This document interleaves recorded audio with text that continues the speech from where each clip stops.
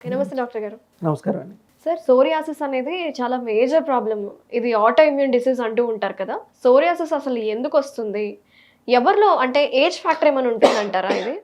So, సోరియాసిస్‌లో ఏంటంటే age factor అంటూ ఏముండదు.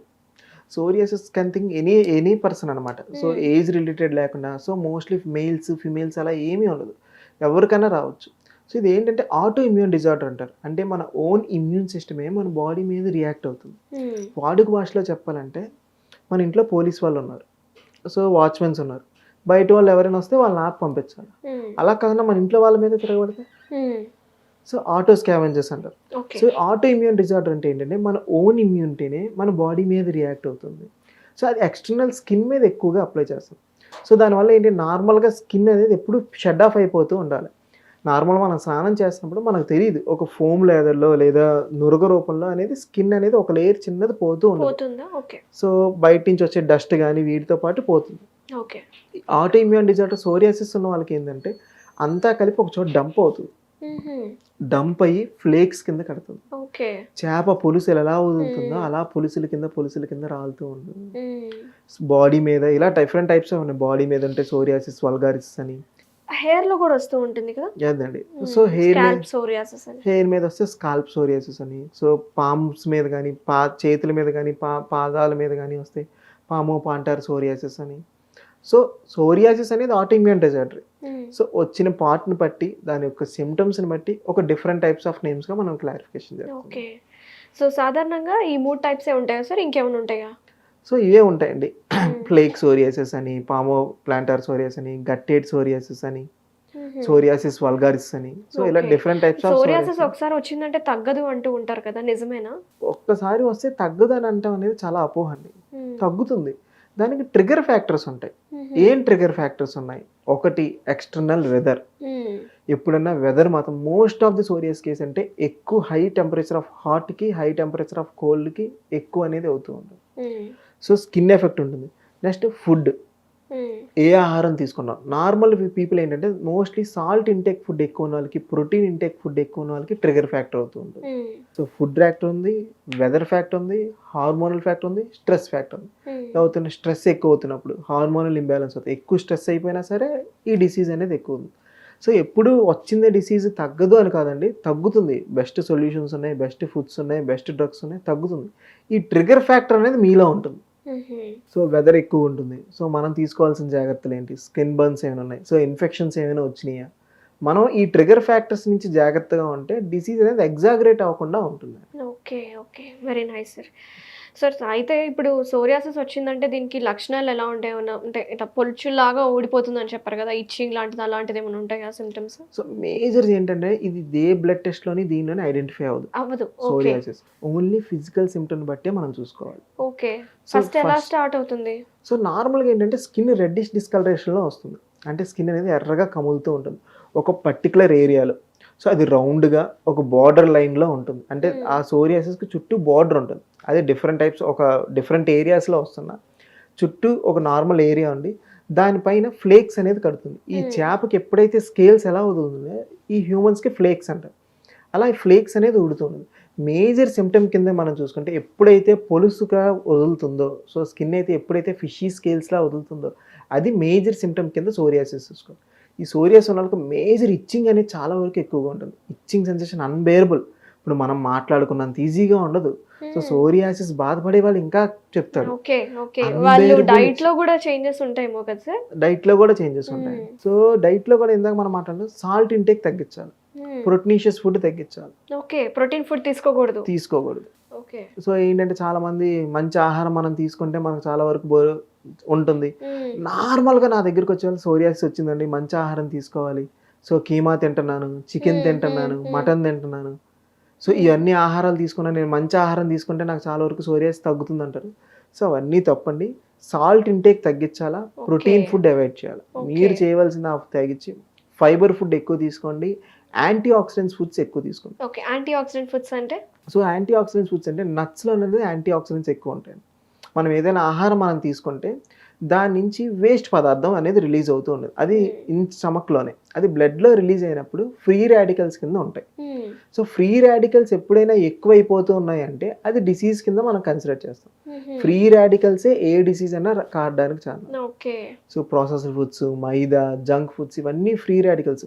Oil once 4-5 times deep fried foods తీసుకుంటే దానిలో కార్సినోజిక్ ఏజెంట్స్ ఉంటాయి.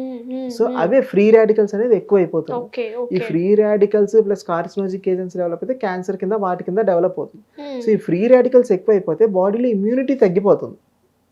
సో ఎప్పుడైతే ఇమ్యూనిటీ తగ్గిపోతుందో ఈ డిసీజెస్ అన్నీ వస్తూ ఉంటాయి. సో ఈ యాంటీ ఆక్సిడెంట్స్ రిచ్ ఫుడ్స్ ఎక్కువ తీసుకోవాలి. అది బయట నుంచి దొరికే సప్లిమెంట్స్ కన్నా న్యాచురల్గా దొరికే ఫుడ్స్లో తీసుకుంటే అది లివర్లో స్టోరేజ్ అవుతుంది, మీకు చాలా వరకు హెల్ప్ఫుల్గా ఉంటుంది. So mostly anti oxidant foods నేచర్కి సంబంధించిన ఫుడ్స్ వాటిలో అన్నిట్లోనే ఉంటాయి. ఫ్రూట్స్, వెజిటేబుల్స్, ఏదైనా రా ఐటమ్, మోస్ట్లీ నట్స్. సో బాదం, గ్రౌండ్ నట్స్, లినోలెనిక్ యాసిడ్ అనే ఒక న్యాచురల్ ఏజెంట్స్ ఉంది. సో ఇవన్నీ ఎక్కువగా తీసుకుంటే చాలా వరకు బెటర్ కండిషన్లోకి వెళ్తుంది. రైస్ని తక్కువ తీసుకొని ఎక్కువగా ఈ ఫ్రూట్స్, వెజిటేబుల్స్ వైపు ఎక్కువ తీసుకుంటే సోరియాసిస్ కావచ్చు, లైక్ అదర్ ఫ్రీ రాడికల్స్ అనేవి రిలీజ్ కాకుండా ఉంటాయి అంటారు. నేచురల్ ఫుడ్స్ మనం ఎక్కువగా తీసుకుంటాం, వండిన ఆహారం కొద్ది వరకు తగ్గించు. ఓకే. హోమియోపతి కూడా మంచి ట్రీట్మెంట్ విధానాలు ఉంటాయి, ఎస్పెషల్లీ సోరియాసిస్ ఇటువంటి ఆటోఇమ్యూన్ డిసీజెస్కి. సో మన దగ్గర ఉన్న ట్రీట్మెంట్స్ ఏంటి? సో ఏంటంటే హోమియోపతి, బ్యూటీ ఆఫ్ హోమియోపతి ఏంటంటే ఇండివిజువలైజేషన్. సో ప్రతి మనిషికి ఇచ్చే డ్రగ్ ప్రతి మనిషికి మారుతూ ఉంటుంది. సో ఒక్కొక్క టైప్ ఆఫ్ సోరియాసిస్ వస్తే ఒక్కొక్క టైప్ ఆఫ్ మనం రెమెడీ ఇవ్వటం జరుగుతుంది. సో వాళ్ళ యొక్క మానసిక లక్షణాలను బట్టి, వాళ్ళ యొక్క మెంటల్ సిమ్టమ్స్, ఫిజికల్ సిమ్టమ్స్ రెండింటినీ కన్సిడర్ చేసి హోమియోపతి రెమెడీ ఇవ్వటం జరుగుతుంది. బ్యూటీ ఆఫ్ హోమియోపతి ఏంటంటే హోమియోపతి మెడిసిన్స్ అయిన తర్వాత బాడీలో వైటల్ ఫోర్స్ని యాక్టివేట్ చేస్తుంది. ఓకే. ఎప్పుడైతే ఈ వైటల్ ఫోర్స్ని యాక్టివేట్ చేస్తుందో అంటే మన వాడుక భాషలో ఇమ్యూనిటీని డెవలప్ చేస్తుంది. ఎప్పుడైతే ఇమ్యూనిటీ డెవలప్ అవుతుందో డిఫరెంట్ టైప్ ఆఫ్ డిసీజెస్ అన్ని చాలా వరకు తగ్గుతుంటాయి. సల్ఫర్ అని, గ్రెఫైటిస్ అని, కార్సినోసిన్ అని, సో ఇలా different type of homeopathic remedies ఉన్నాయి. సో నా దగ్గరకు ఒక పామో ప్యాంటర్ సోరియాసిస్ వచ్చింది. అంటే ఏంటంటే చేతికి కాళ్ళకి బాగా సోరియాసిస్ చాలా వరకు ఎక్కువగా ఉంది. ఓకే. సో వాళ్ళ ఇంట్లో ప్రెషర్ చాలా వరకు ఎక్కువగా ఉంది. సో ఇంట్లో హస్బెండ్ ఇష్యూస్ వల్ల.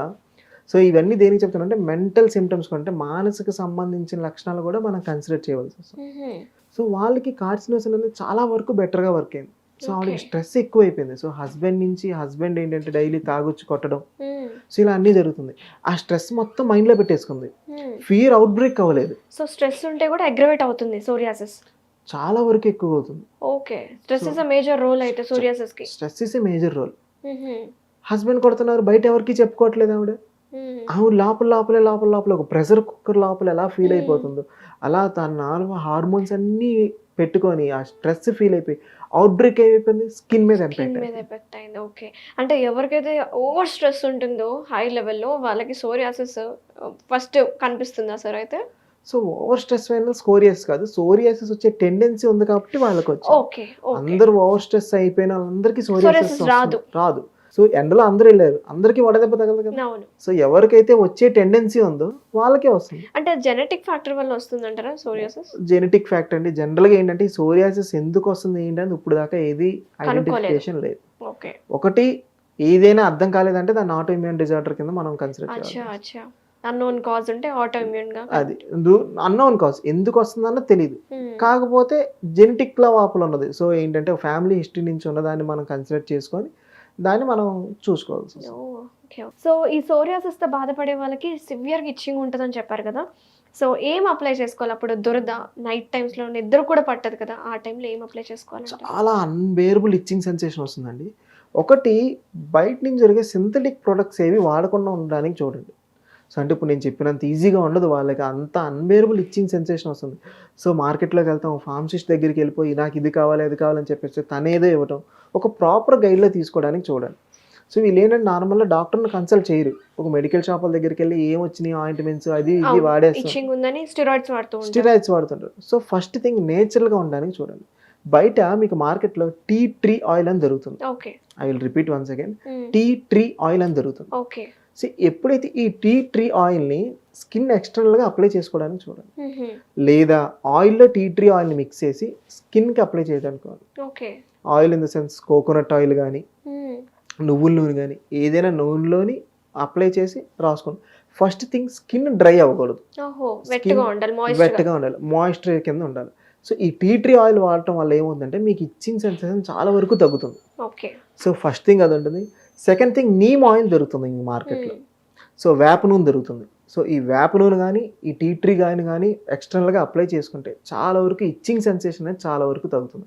ఎనీథింగ్ స్కిన్ డ్రైగా ఉండకూడదు. హ్మ్. మాయిశ్చర్ అప్లై చేయాలి. ఐదర్ కోకోనట్ గానీ, నువ్వుల నూనె గానీ, ఈ టీ ట్రీ ఆయిల్ గానీ, నీమ్ ఆయిల్ గానీ. Nice sir. Thank you sir. చాలా వాల్యుబుల్ ఇన్ఫర్మేషన్ ఇచ్చారు. ఎందుకంటే మన చూస్తున్న వ్యూవర్స్ కూడా చాలామంది సోరియాసిస్‌తో బాధపడుతున్నారు.